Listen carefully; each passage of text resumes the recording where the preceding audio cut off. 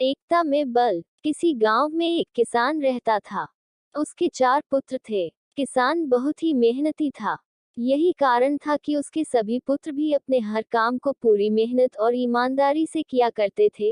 लेकिन परेशानी ये थी कि किसान के सभी पुत्रों की आपस में बिल्कुल भी नहीं बनती थी। वो सभी छोटी छोटी बात पर आपस में लड़ते झगड़ते रहते थे। अपने पुत्रों के इस झगड़े को लेकर किसान बहुत परेशान रहता था। किसान ने कई बार अपने पुत्रों को इस बात के लिए समझाने का प्रयास किया, लेकिन उसकी बातों का चारों भाइयों पर कोई असर नहीं होता था। धीरे धीरे किसान बूढ़ा हो चला, लेकिन उसके पुत्रों के आपसी झगड़ों का सिलसिला खत्म होने का नाम ही नहीं ले रहा था। ऐसे में एक दिन किसान ने एक तरकीब निकाली और पुत्रों के झगड़े की इस आदत को दूर करने का मन बनाया। उसने अपने सभी पुत्रों को आवाज लगाए और अपने पास बुलाया। किसान की आवाज सुनते ही सभी पुत्र अपने पिता के पास पहुंच गए। उन्हें समझ नहीं आ रहा था कि उनके पिता ने उन सभी को एक साथ क्यों बुलाया है। सभी ने पिता से उन्हें बुलाने का कारण पूछा। किसान बोला, आज मैं तुम सभी को एक काम देने जा रहा हूँ।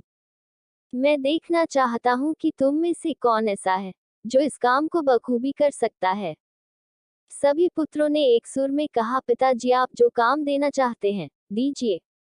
हम उसे पूरी मेहनत और ईमानदारी से करेंगे। बच्चों के मुंह से यह बात सुनकर किसान ने अपने बड़े बेटे से कहा, जाओ और बाहर से कुछ लकड़ियां उठाकर लाओ। किसान ने अपने दूसरे बेटे से एक रस्सी लाने को कहा।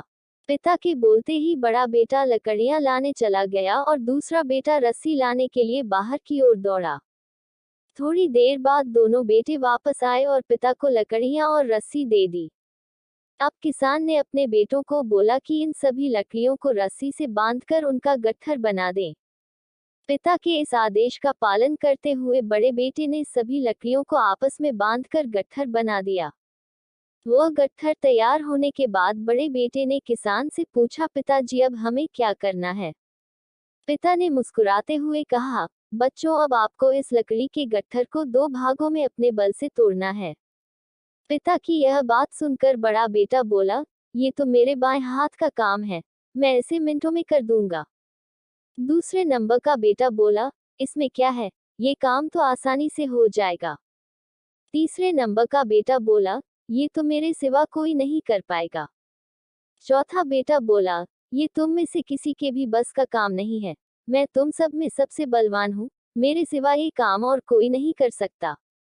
फिर क्या था, अपनी बातों को साबित करने में सभी जुट गए और एक बार फिर चारों भाइयों में झगड़ा शुरू हो गया।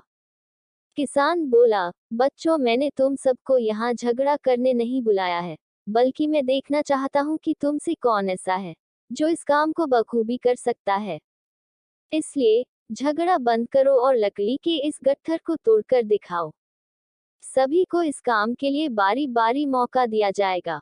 ये कहते हुए किसान ने सबसे पहले लकड़ी के गट्ठर को अपने सबसे बड़े बेटे के हाथ में थमा दिया। बड़े बेटे ने गट्ठर को तोड़ने का बहुत प्रयास किया, लेकिन उसे तोड़ पाने में असफल रहा। असफल होने के बाद बड़े बेटे ने दूसरे नंबर के बेटे को वह लकड़ी का गट्ठर थमाते हुए कहा कि भाई मैंने प्रयास कर लिया, ये काम मुझसे नहीं हो पाएगा, तुम ही कोशिश करके देख लो। इस बार लकड़ी का गट्ठर दूसरे बेटे के हाथ में था। उसने भी उस गट्ठर को तोड़ने के लिए एड़ी चोटी का जोर लगा दिया, लेकिन लकड़ी का गट्ठर नहीं टूटा। असफल होने के बाद उसने लकड़ी के गट्ठर को तीसरे नंबर के बेटे को दे दिया और कहा, ये काम बहुत कठिन है, तुम भी कोशिश कर लो। इस बार तीसरे नंबर के बेटे ने भी अपनी पूरी ताकत लगा दी, लेकिन लकड़ी का गट्ठर बहुत मोटा था। इस कारण अधिक बल लगाने पर भी वह उसे तोड़ नहीं पा रहा था। काफी मेहनत करने के बाद जब उससे भी यह नहीं हुआ, तो अंत में उसने लकड़ी के गट्ठर को सबसे छोटे बेटे के हाथ में दे दिया। अब छोटे बेटे की बारी थी अपनी ताकत आजमाने की। उसने भी काफी प्रयास किया, लेकिन वह भी सभी भाइयों की तरह उस लकड़ी के गट्ठर को तोड़ पाने में सफल नहीं हुआ। अंत में हारकर उसने लकड़ी के गट्ठर को जमीन पर पटक दिया और बोला, पिताजी यह काम संभव नहीं है। किसान मुस्कुराया और बोला, बच्चों अब आप इस गट्ठर को खोलकर इसकी लकड़ियों को अलग कर लो और फिर उसे तोड़ने का प्रयास करो। चारों भाइयों ने ऐसा ही किया। इस बार सभी ने एक एक लकड़ी अपने हाथों में ली और आसानी से उसे तोड़ दिया। किसान बोला, बच्चों आप चारों भी इन्हीं लकड़ियों के समान हो। जब तक इन लकड़ियों की तरह साथ रहोगे, तब तक कोई भी तुम्हें किसी तरह का नुकसान नहीं पहुंचा पाएगा। लेकिन अगर तुम लोग लड़ते झगड़ते रहोगे, तो इन अकेली लकड़ियों की तरह आसानी से टूट जाओगे।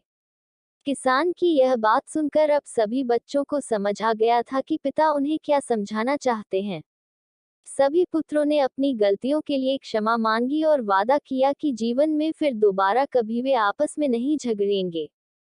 एकता में बल कहानी से सीख।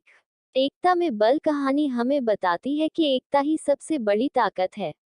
अगर हम आपस में एकजुट होकर रहेंगे, तो कोई भी मुश्किल क्यों न आ जाए, उसका सामना साथ मिलकर आसानी से किया जा सकता है।